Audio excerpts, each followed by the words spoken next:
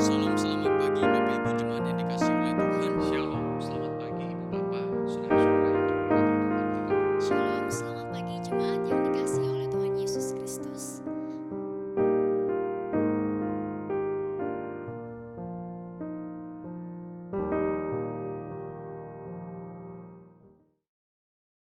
Shalom, selamat pagi Ibu Bapak, saudari-saudara yang diberkati Tuhan.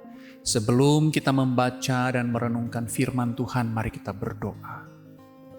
Ya Tuhan, Bapa yang baik, kami bersyukur untuk semua anugerah-Mu. Saat ini kami akan membaca dan merenungkan firman-Mu.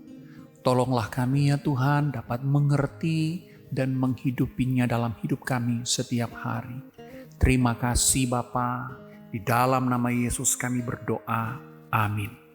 Saudara, firman Tuhan kita pagi hari ini diambil dari Lukas pasalnya yang ke-18, ayat 1 sampai dengan ayatnya yang ke-8. Tetapi yang akan dibacakan hanya ayat 7 dan ayat 8a saja. Firman Tuhan berbunyi demikian.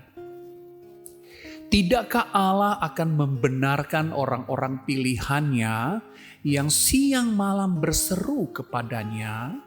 Dan adakah ia mengulur-ngulur waktu sebelum menolong mereka? Aku berkata kepadamu, ia akan segera membenarkan mereka. Saudara, topik perenungan kita pagi hari ini berjudul kuasa doa. Ketika kita berbicara tentang doa, seperti berbicara tentang makanan pokok. Semua orang Kristen dari kecil sampai besar, dari yang malas ke gereja sampai yang rajin ke gereja, dari yang Kristen KTP sampai Kristen sejati, dari yang jemaat biasa sampai kepada para pelayan Tuhan, tidak asing dengan doa. Semua orang Kristen mengakui bahwa doa adalah kebutuhan pokok. Meskipun tidak semua orang Kristen mempraktikannya atau menghidupinya. Namun saudara, ada satu hal tentang doa yang belakangan ini hilang dari banyak orang Kristen, yakni keyakinan akan kuasa doa. Saudara, ada banyak orang Kristen yang berdoa hanya sekedar formalitas belaka, karena mereka percaya bahwa hidup mereka sudah ditetapkan sedemikian rupa oleh Allah, sehingga doa tidak lagi memiliki kuasa apa-apa. Tidak ada apapun yang akan dihasilkan oleh doa. Doa hanya menjadi suatu aktivitas rohani yang tidak memiliki makna. Akhirnya kosong. Sebagian orang berkata bahwa doa tidak mampu mengubah apapun yang kita alami atau yang akan kita alami. Karena seluruh kehidupan kita sudah ditetapkan oleh Allah. Namun, jika demikian, bukankah tindakan kita berdoa dan apapun yang kita katakan dalam doa juga merupakan hasil penetapan Allah? Lagi pula, untuk apa berdoa dan meminta jika kita tahu bahwa Allah telah menetapkan segala sesuatu? Apabila pemahaman kita tentang doa sangat deterministik seperti ini, lantas untuk apa Tuhan Yesus berkata, mintalah maka akan diberikan, ketuklah maka akan dibukakan, carilah maka kamu akan mendapatkan. Tentu ada banyak sekali hal yang ditetapkan oleh Allah kita yang berdaulat itu. Tetapi jika segala sesuatu telah ditetapkan Allah, maka yang ada hanyalah dunia yang dipenuhi dengan robot. Dan seperti kata seorang anak Tuhan yang bernama Dallas Willard, ia berkata bahwa Allah bisa saja menciptakan dunia yang penuh robot daripada dipadati dengan manusia yang bebas mengasihinya. Tetapi jika hal ini terjadi, maka tidak ada lagi percakapan, termasuk dalam doa. Ada hanyalah pengarahan dan penundukan. Gambaran seperti ini merampok inisiatif dan kebebasan dari manusia yang justru menjadi inti persahabatan sejati dengan Allah.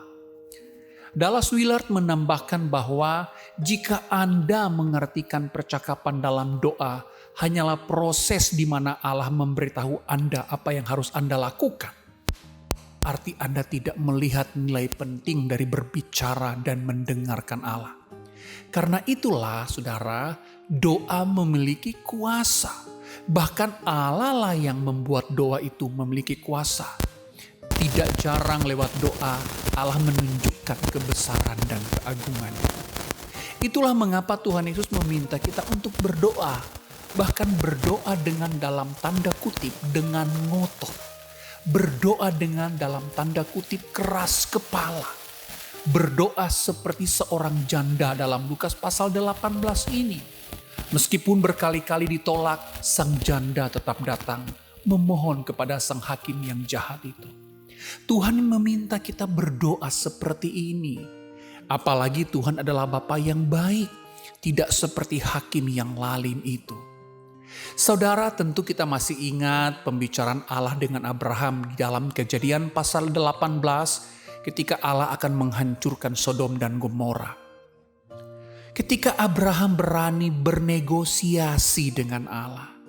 Ketika Abraham berani dalam tanda kutip keras kepala dengan permohonannya. Ketika Abraham menyadari bahwa Tuhan adalah Allah yang baik, maka ia berani ngotot dengan permintaannya. Apakah Tuhan murka dengan Abraham? Tidak, sama sekali tidak. Sebaliknya Tuhan mendengarkan permohonan Abraham yang dalam tanda kutip ngotot itu. Mengapa kita harus ngotot dan keras kepala dalam doa? Karena Tuhan meminta kita untuk berdoa dengan tekun. Dan Tuhan berjanji akan menjawab doa kita. Ketika Tuhan menjawab doa kita, tentu tidak semua permohonan kita pasti didengarkan.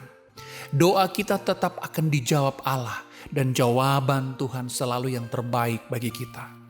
Jadi berdoalah dengan tekun dan bersungguh-sungguh, bahkan dengan dalam tanda kutip ngotot dan keras kepala kepada Allah ketika kita menaikkan doa kita. Karena Allah mendengar dan akan menjawab doa kita.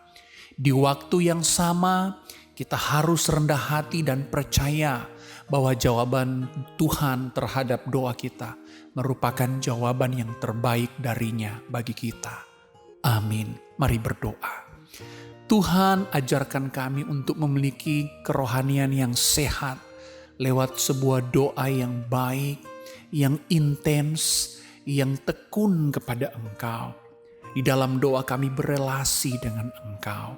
Terima kasih Bapa, karena itu kami berdoa. Dengan tekun pimpinlah kami sepanjang hari ini. Dalam nama Yesus kami berdoa.